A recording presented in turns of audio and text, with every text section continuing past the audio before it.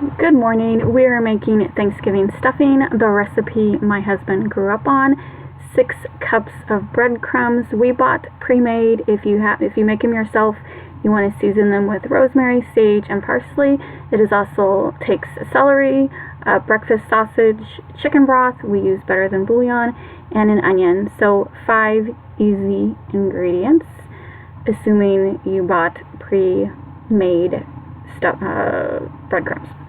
Anyway, first step is to cook your sausage.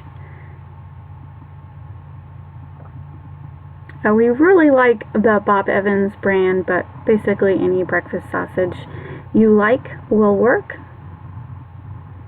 And then after cooking up your sausage, you want to chop up your celery and onions. You just need 1 cup of celery and 1 cup of onions for every 6 cups of breadcrumbs.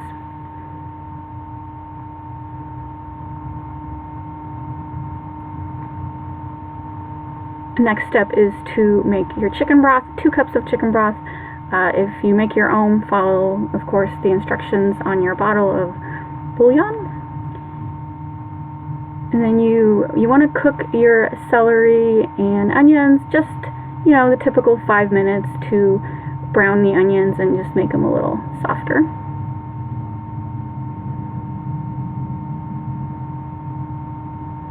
Add the chicken broth and simmer it again for 3 to 4 minutes. I think basically just get the water boiling.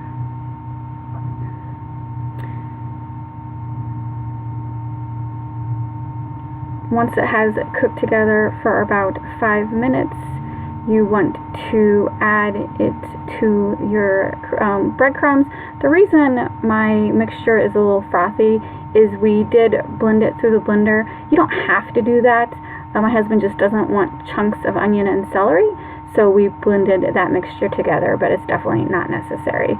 So he is mixing everything together, and we did make this the night before.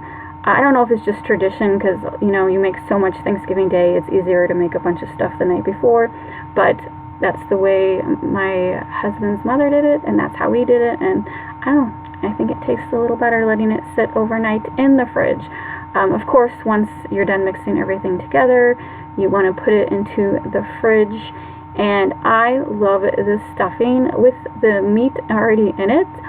Is technically like a meal on itself, and my husband has to keep me away from eating it all before it's time to actually stuff it into the turkey. So another family tradition is the night before Thanksgiving we always order pizza, otherwise there would be no stuffing left to stuff in the turkey the next day.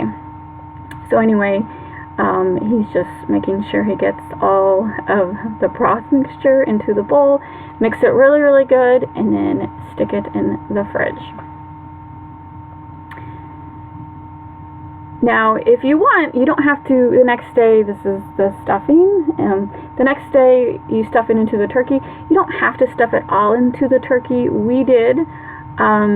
This recipe is enough for 4 people, so you definitely want to double it if you're having a big Thanksgiving. This is a smaller turkey.